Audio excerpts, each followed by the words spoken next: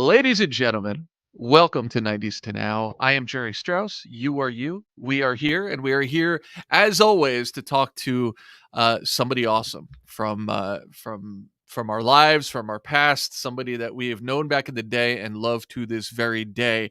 And we have got a rare gem of a conversation because we have a rare gem of a person with us this time out on 90s to Now. You may remember months ago one of the biggest cast reunions of any 90s TV show that we've seen in quite some time.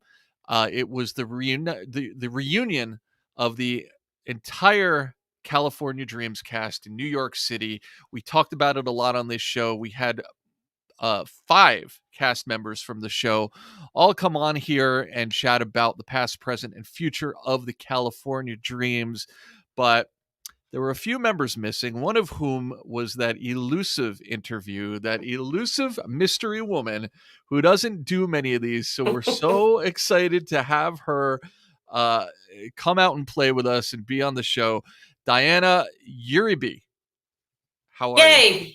Good. Am I, I was struggling with the last name. No, Am that I? was perfect. That was perfect.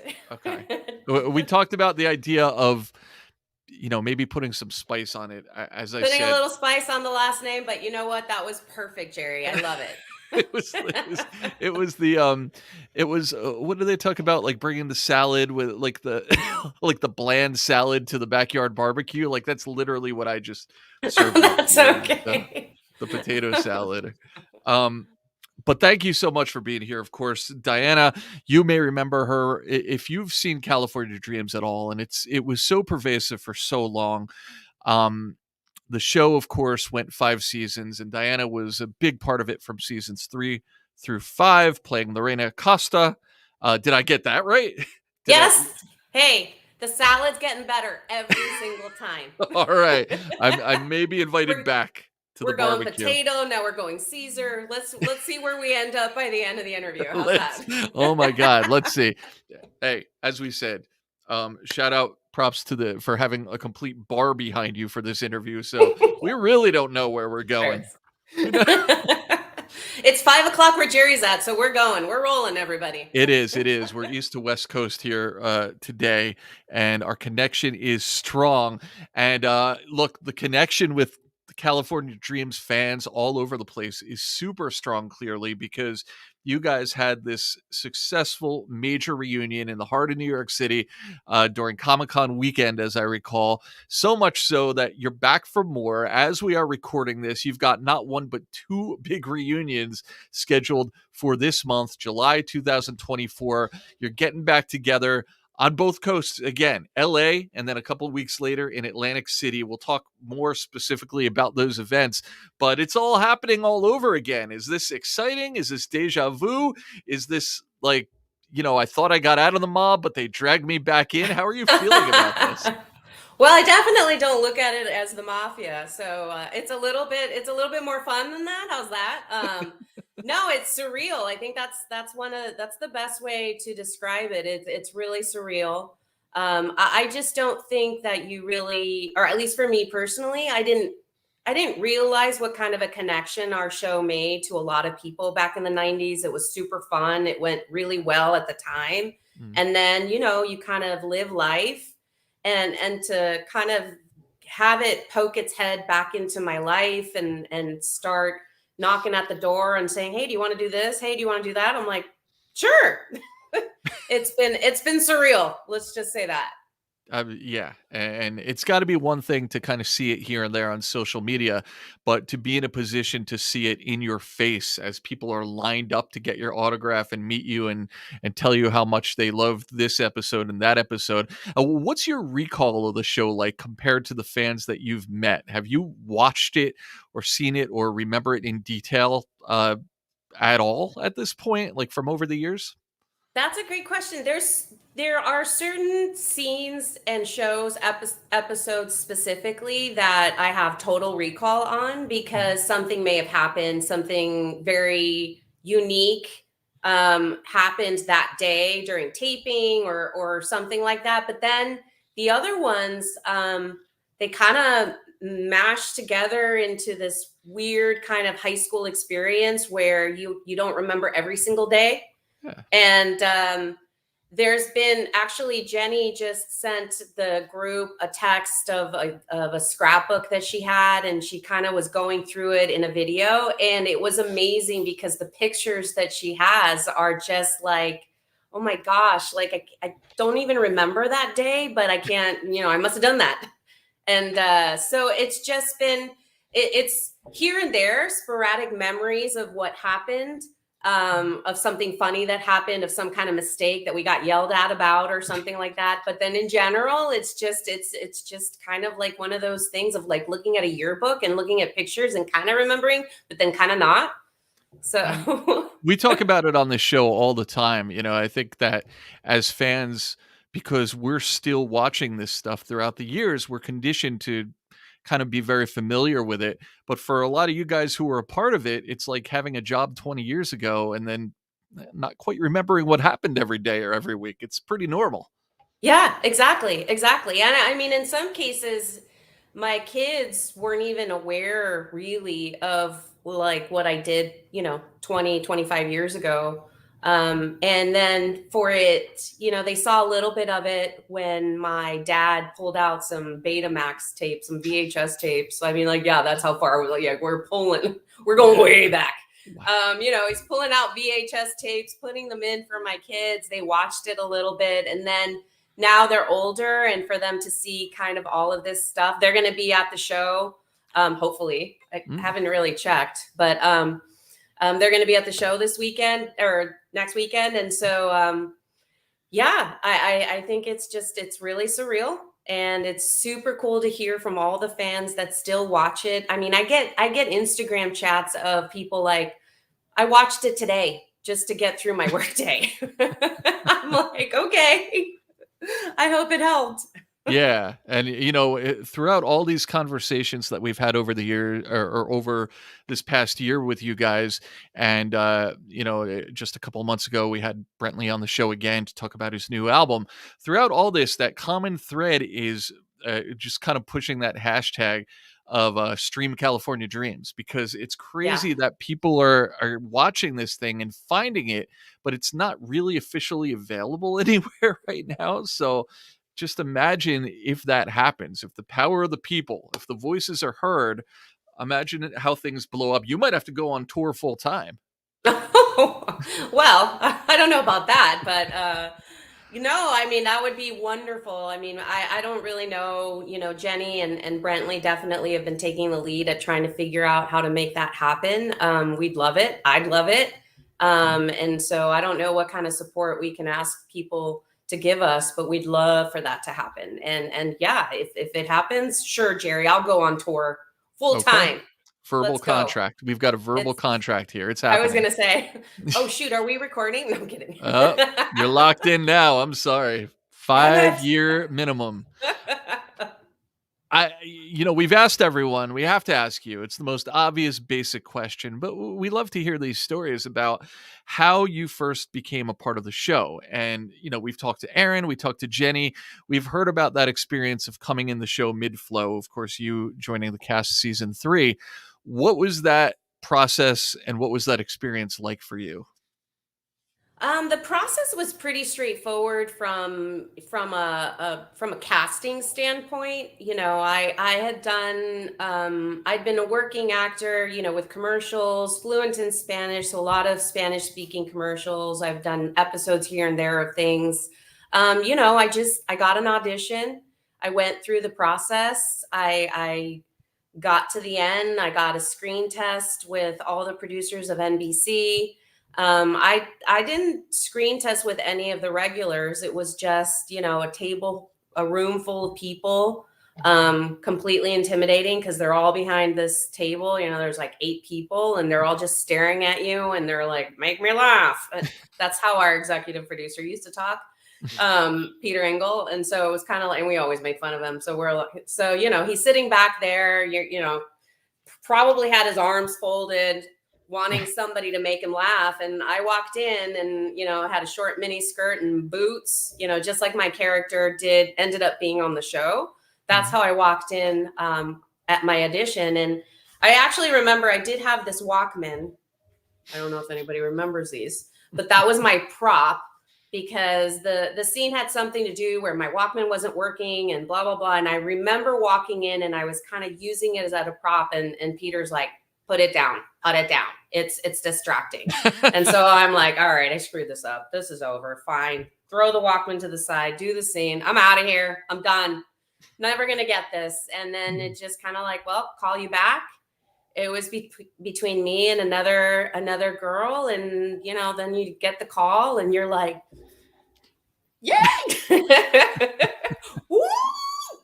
Wow. And then it was just the start of a crazy experience. Just super fun. Amazing. How old were you at that point? I think I was 19 because I turned 21.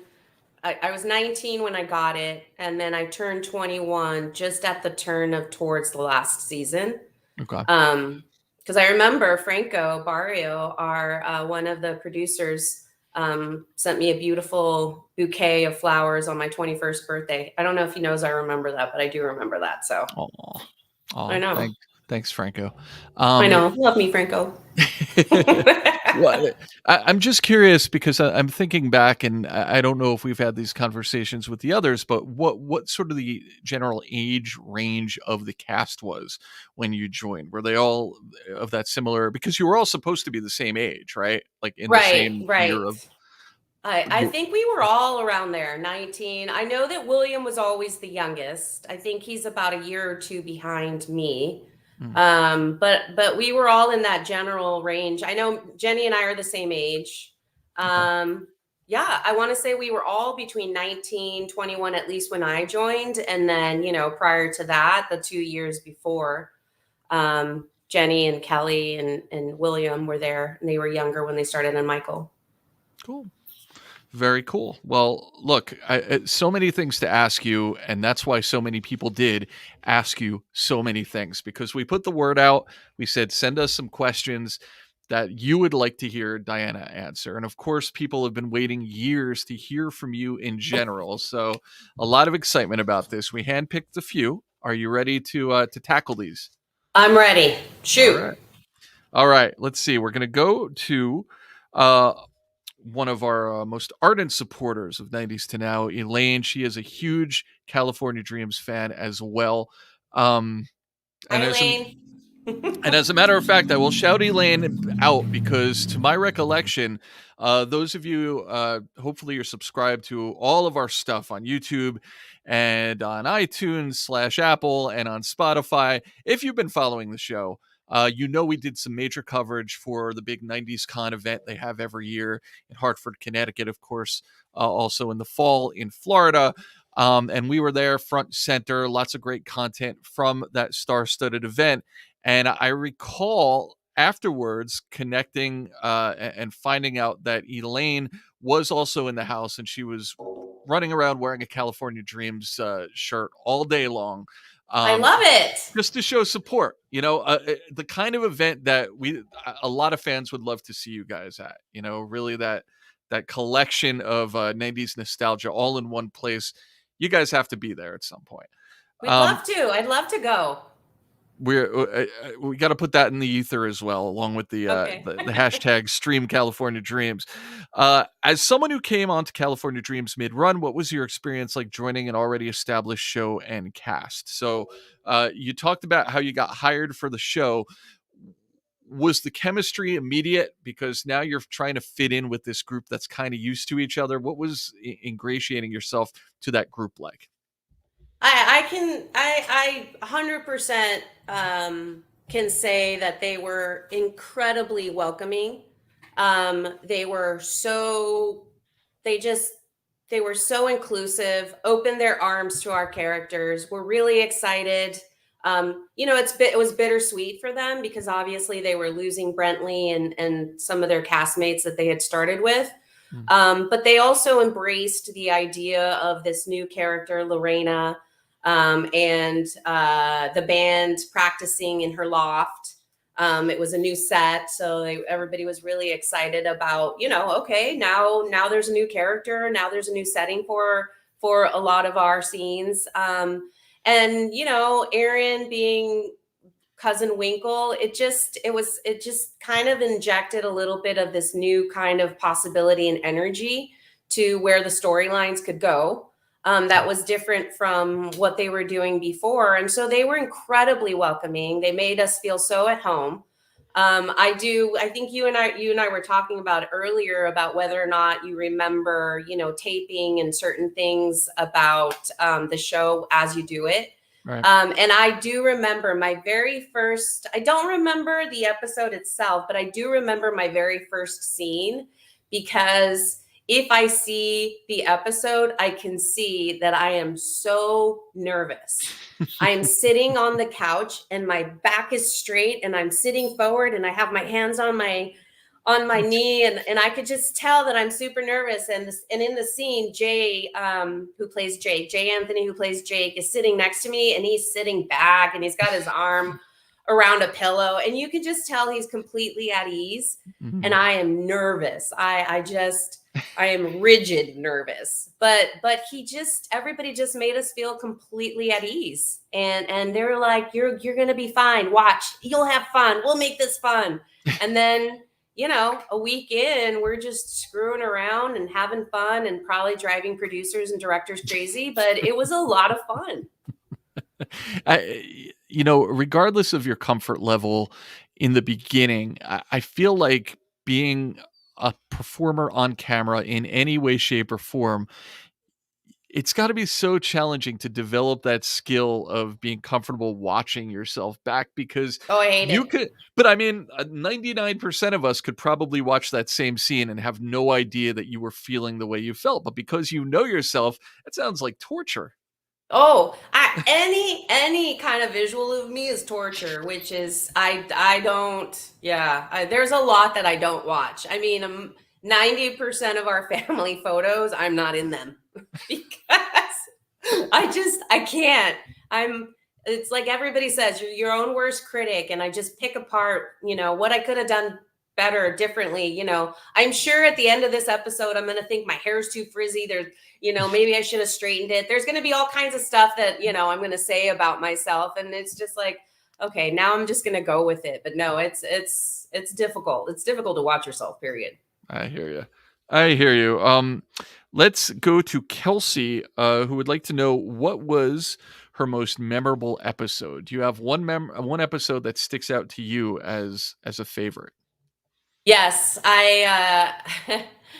the Granny Woo's Shoe Flu scene was my favorite episode because of the scene where I'm sick and Michael Sly Winkle comes in as a germ, and Tony Wicks is the director, and Kelly Packard, plays Tiffany as my mom, and Jenny walks in with her ancient Chinese herbal tea, and it's called Granny Woo's Shu Flu. Oh my God, that episode just not only is it my favorite, it was so hard to get through without just laughing. Again, I know that we drove directors and producers nuts, because they're, you got to get through it. Back then it was tape. So it wasn't like digital, and it was easy just to kind of keep doing it over and over again, and time was money. But that particular scene was just so hard to get through, but the funnest in the world. We had so much fun. You guys did record in front of a studio audience, correct? We did. So we rehearsed 3 days. Fourth day, call it a Thursday, was, a run through in front of producers. The producers gave the director notes. It was a little bit of a dress rehearsal. So we did that Thursdays. So rehearsed 3 days, did dress rehearsal Thursday with notes. On Friday mornings, the first part of the day, we would tape the show without an audience, just to make sure we got it in the can in case anything happened while an audience was there and we couldn't get it. We just made sure we had it taped. Then we would have dinner, and then the audience would come in on Friday nights, and it was really fun. So much fun to have the audience there. What kind of I'm always curious about the atmosphere. Was it a lot of teenagers, kids? Was it, like, how did that work? It was a little bit of everything, believe it or not. It was a lot of, it was, I would say it was probably young, like teenagers.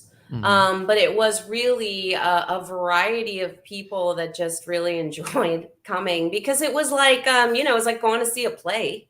Right. And so we did get a variety of people, and yeah, the energy, and when we would walk out and do the intros, the screaming and the yelling, it was just so energetic that I think that was one of the things that I really enjoyed about New York doing it for the first time, was the fact that um you felt the energy again of being in front of people that loved the show. And that's not something that you can recapture very easily Mm. unless you do kind of a live event. And it just so happens that our cast and our show was based on being a band. So you add to the fact that everybody loved the cast, everybody loved our energy, they were excited to see us, and then you add these songs that everybody knows. Yeah. It's kind of a very different, unique combination that I don't really know if there's any other 90s or any other nostalgia TV shows or anything that can capture that, Yeah, right? you have to kinda go back to the '70s and the Partridge Family and the Monkees and stuff, Exactly. like, I mean, but yeah, very, very unique for I don't think there has been a show of that stature like that. Maybe not since. I Right. Well, that's exactly why we can do these live events and people are excited about them, because it's not only about saying hi to the fans, it's like getting into a room and having like full on cool karaoke. Like Yeah. we're singing, with the cast. So, it's dancing, it's singing, it's all the songs everybody knows. It's kind of reminiscing to all the stuff. Mhm. Sorry. No, it's cool. That would be my dog. Hey, it's alright, it's alright. Sorry about that. And that's my dog. That's what Mhm. happens when you're, at home. Um, but anyways, as we were saying, yes, it's we're really excited about the live events because of the fact that we can get together, we can provide people the nostalgia, and then sing the songs that everybody knows. Yeah, yeah. It's and the thing that I think and I've seen a lot of videos from that New York City reunion or enough to be able to tell that it was this really fun vibe where you guys were having just as much fun as the people who attended, and that's what people are looking for. They want it to be a big party. Um Exactly, exactly. And I think that's why it hasn't been so hard to say no. yeah, yeah, who you turns down know a party? Yeah. I know. They're like, "Hey, Darren, you want to have a party in California now? Sure, let's do it." Um Eric Hay would like to know, he is not in fact for horses, but he would like to know, favorite moment for Lorena on the show. We talked about the episode, but is there one moment that either is from that episode or something else maybe that sticks in your mind? Favorite moment. Wow, that's a great question. I think I enjoyed making people laugh. So there were several moments where my character was able to make people laugh, um, that I really enjoyed, when we were doing it. And one in particular, obviously, was when I was auditioning to sing, and I sang very well, or not. So the singing one really, when I opened my mouth and I started singing, the audience reaction was, it was just so much fun to hear, like, just them dying of like, oh my God, she's so bad. She's so bad. So I think that was my favorite moment, is especially, any moment where my character really made an impact on the audience having some kind of reaction Uh, was really the fun part. we've talked about this on the show before as well, but people come to a live sitcom situation from two different directions. There's the people who are just they come from the background where they're focused on the cameras, but then there's the people who are natural performers and they're so in tune with that live studio audience, which if you really think about it, especially today, um I mean, that sound can be sweetened, it can be altered. It's not that big of a deal, quite honestly, but Right. you guys are the ones who are there on stage, so it's cool to hear how impactful that immediate reaction of that audience in the building is for you guys because you're putting on a play, like you said. Exactly, exactly. I think, I was trying to figure out what it was that made the experience something now, especially kind of going full circle to it. And I think because I grew up dancing and being a dancer, and, dancing is all about being on stage and performing for people, the natural progression of being a dancer and then being in a live studio audience show Mm. was not anything that I really kind of put together until New York. And that is because I did projects after California Dreams, Yeah. and it was a small movie here, episodes here, things. I did things, but I realized that energy, that reaction, that interaction that you get from Yeah. people standing in front of you and being excited Mm. is really something that I wasn't able to replicate because I didn't get another live studio audience show. Right. But to feel it again in New York was really where it kind of came back, and I was like, oh, this was fun. It was really cool. Yeah. And that's why doing the California show and at Hotel Ziggy is like, sure, let's do it. Because whether there's 5 people or 500 people in the room, you're getting the energy of people that are excited to be there with you Yeah. and excited to experience whatever it is that you're doing in the moment, and you're doing it with them. And so that's really what's been super exciting to kind of go back to this and full circle to this. Yeah. And that's why it's been so exciting for fans to have the opportunities to attend these things and get up close and personal with you guys and just have fun. Um, Katrina Walko would like to know who was your favorite guest on the show? Now, California Dreams was not very heavy on guest stars. Um, but do you remember anyone kind of coming in, coming out, anyone who popped in that was fun to have around? I mean, everybody was really, really fun to have. I can't think of anybody in particular for myself, or even my character. Um, we had there was one kind of funny one where we the doctor that I was chasing when I was working at the hospital. He was a really nice guy, and the idea of like me kind of fawning over this character was kind of fun. And so rehearsals were fun. That whole episode was fun. But nobody stands out, unfortunately. But everybody was cool. Very cool.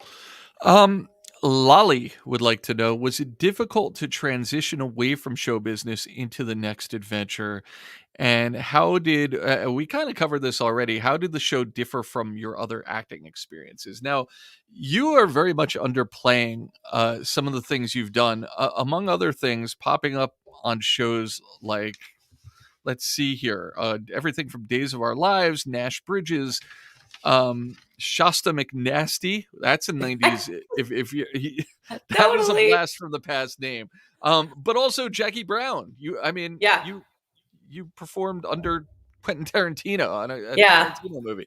Um, how did California Dreams differ? Was it just that live atmosphere, or uh, was there anything special about any of those other types of work that you were able to do that even momentarily you thought, well, maybe I'd like to do more movies, or maybe I'd like to do something more in this direction? Or did they just not float your boat?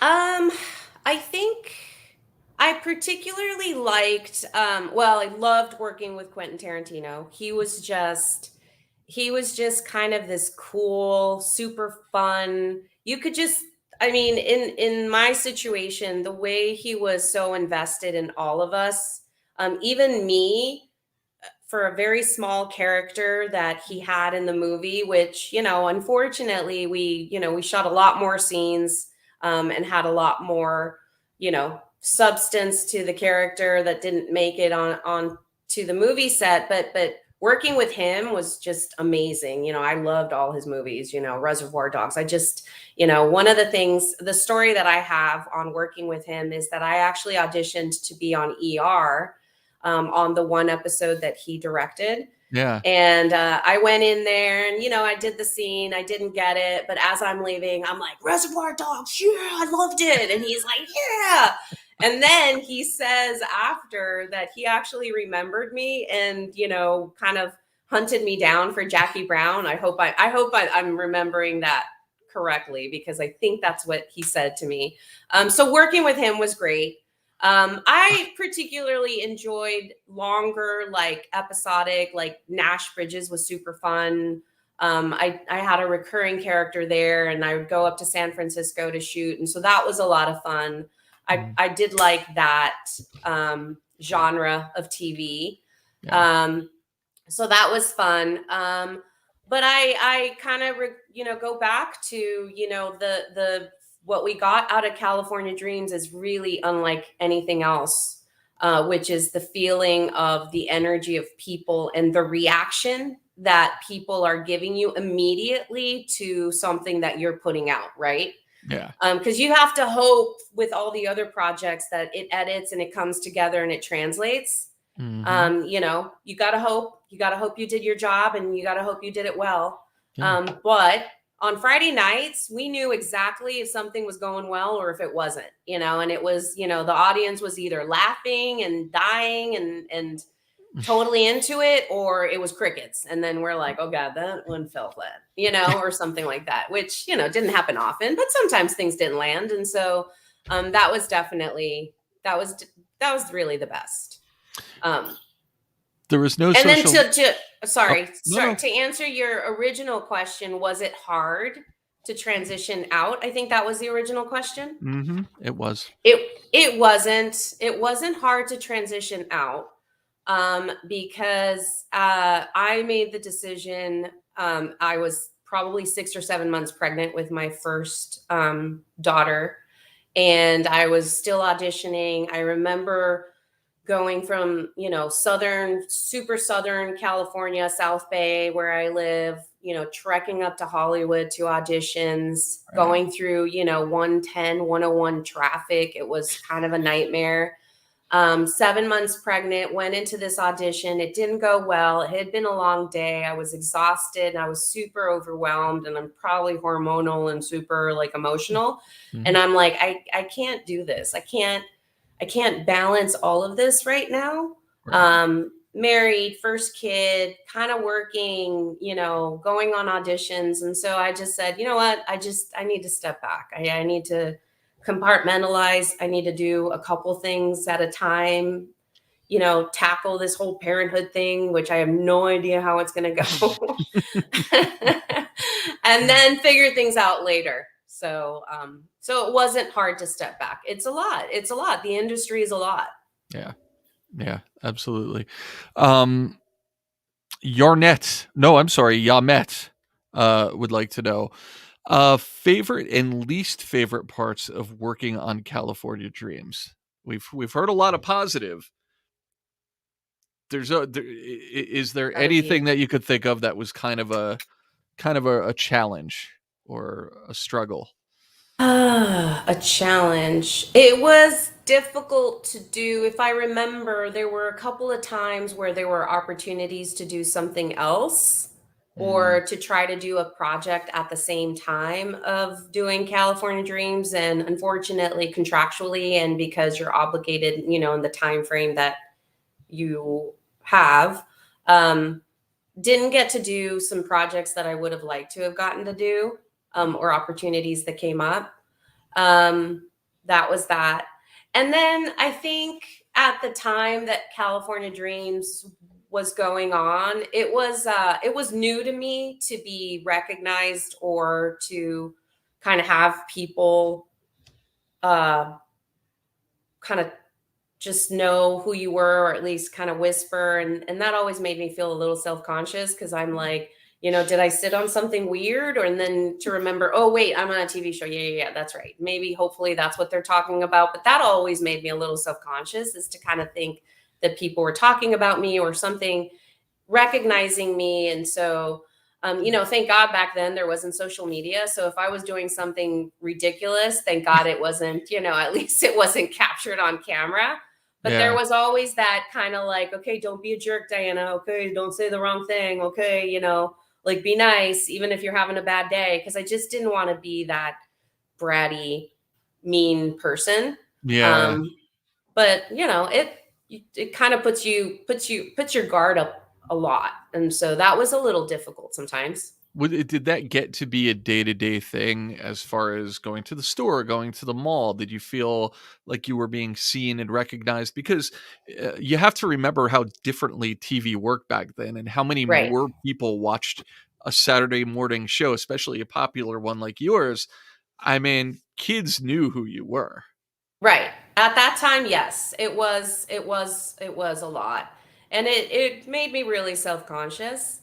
Um and it was yeah, there was a lot more of, than what it is now, obviously, but yeah, there was a lot of that at that time. Yeah. Uh, Denise, what are you most looking forward to about the LA reunion and future events? You've gotten New York under your belt. You loved it. You got back in front of the people. What are you looking for out of the next couple of events later this month? I'm really hoping to see people come out and have as much fun as we did in New York. It was just, yeah, just feeding off of that energy. I mean, selfishly, I mean, I am literally feeding off of the energy of our fans, that they show, when they show up. It just makes me feel so good that we're doing something that people enjoy. Yeah. I'm sure it's the performer's high, or whatever it is that you want to call it, but I love dancing. I love getting out there and partying it up with people who, are all on the same all on the same wavelength as you. And so yeah, I think I'm just excited to see the reaction, that as hopefully is as energetic and positive as New York was. And to my recollection, and you guys could start Googling and searching on YouTube, from the few videos of the New York reunion that I saw, I seem to recall Diana front and center, front of the stage, dancing with everybody, just becoming the show in front of the show. Am I correct in that? Was that accurate? I mean, I couldn't help it, but yeah, the fans were there, they're moving. I'm like, okay, well, if we're gonna move, let's move. Um, no, it was, yeah, yeah.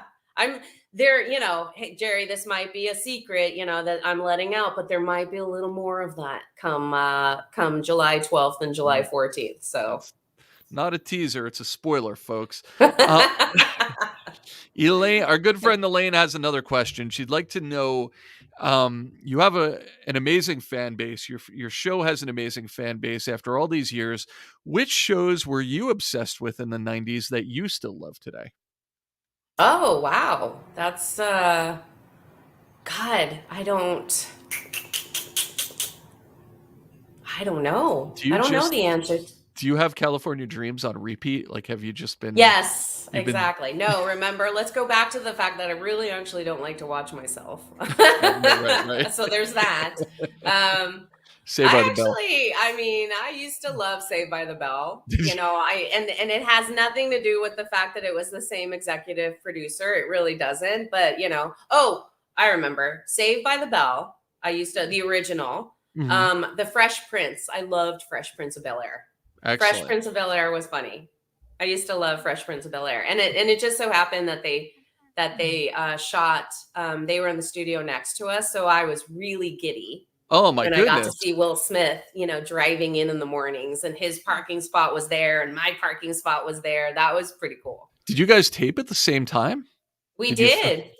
We did. When we were in Burbank Studios, which I think was season 1 and season 2, maybe season 1, I can't remember, because then we moved to Gower Studios. But when we were in Burbank, Fresh Prince of Bel-Air was in the studio next to us. So we had Karen Parsons, who played Hillary Banks, on the show a while ago, and I mean, she really went into detail about how the atmosphere of a live Fresh Prince taping was like no other. They had, DJ Jazzy Jeff like spinning, and it was literally like a party every week. So, I mean, I'm now I'm just picturing like everyone else trying to do their thing next door, and like being that old grumpy neighbor. Like, can you keep it down over there? Like, Yeah. No, we were never grumpy, and we were all still pretty starstruck with the fact that they were next door. If I could jump into that party, I probably should have tried harder. Now I didn't even know they had DJ Jazzy Jeff spinning over there in the beginning of their shows. Now I'm a well, little upset with myself. I've got news for you, but I'm going to hold off for it for a minute. Let's just get one final question in, and thank you guys for sending in. We got to as many as we could. Some of you asked similar questions, so kind of combine them. But Lauren would like to know, since California Dreams was about a band, what music were you listening to in real life while working on the show? So, what was your soundtrack in those years beyond the all the songs you were playing?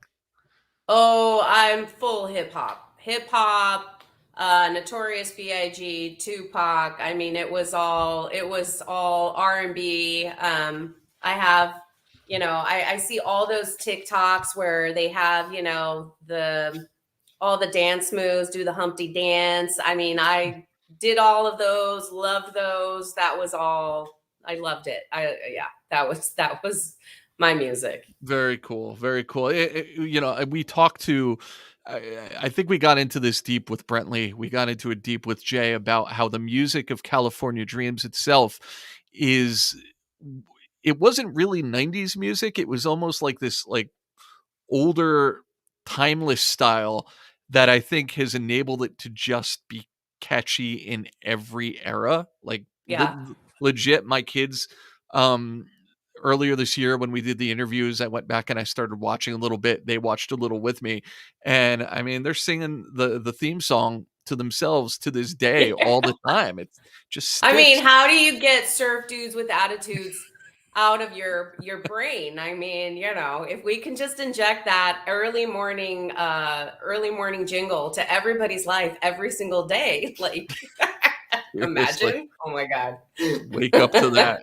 Wake up to that. Well, listen, you guys are going to want to wake up early if you are on the West Coast. Later this month, of course, right now we're in July 2024, 12th and 14th of July. You guys are going to be doing shows it's called the Backbeat at Sunset, I believe, on the Sunset Strip in LA. Yeah, Um, all I know is it's at Hotel Ziggy. So, and I think it's part of the hotel. But yes, the 12th and the 14th. and we're going to be posting the information along with this show on all of our outlets, so you guys don't worry about that. But yeah, middle of the month you're on the West Coast, and then later in the month, the weekend of the 27th, it's the Atlantic City Celebrity Convention, and you guys are going to be on the bill. You're signing, you're appearing, you're playing the like the red carpet pre-show, I believe, if I saw Mm-hmm. Mm-hmm. correctly. And also, a part of that roster, Karen Parsons from Fresh Prince of Bel-Air, and if I remember correctly, don't quote me on this, but check out their website. I believe Pam Grier from Yes, Jackie yes, Brown. I did notice. Yes, from This is Jackie Brown. Diana. This is your life. It's a Jackie Brown reunion. A little Fresh Prince, a little Jackie A Brown, little like, bit. and of course a lot of the California Dreams, and awesome opportunity, no matter what part of the country you're in, to check you guys out and come hang out Yes. with you. So We'd love to see everybody there. Please, please, please come and join us. Come and yes, join the party. absolutely. And hopefully we're going to be seeing a lot more of these events to come as the word gets out. It's like you guys are like building up your rep all over again, all over the place. So the demand is just going to go up, up, up. Of course, hashtag stream California Dreams. And we know that's going to happen at some point too. It has to. I know. I'm hoping. But I do want to just thank, as whether it builds or not, everybody that's been so committed, everybody that submitted questions to you to ask me, I just super thankful, super grateful for all the kind words. Hardest thing about coming out of hiding and out from under a rock is in this world of social media and not so nice people, the concern of like, you know, what's the reaction going to be? Uh, I'm not 19 anymore, or or do people think it's campy? Is this too much? And everything, all the comments have been absolutely lovely and supportive, and so excited to see us come out, and to see me come out up from my rock and all of that. That I just want to be super clear about how grateful and thankful I am for all the support, for your invite to talk to little old me about something I did 20 years ago. It's super humbling, and I just want to thank you and everybody that's been a part of it thus far. No, the pleasure is all ours, I should say, and I feel like I'm speaking for everyone who's commented, everyone who's listening and watching, and sent in questions and has been asking for you. I'm speaking for all of us when I say, thank you for coming out of that rock. Welcome back. We're so happy to have you. We're so happy to see you and to hear from you, and we can't wait to see you in LA, in Jersey, and hopefully everywhere coming up soon. Oh, So thank you, I hope so too. thank you guys so much for checking us out at 90s to Now. Of course, please subscribe for free at YouTube, on Apple, Spotify, anywhere you found us. Please subscribe so you can get our episodes first and foremost. And till next time, we will see you next time. Thanks, guys.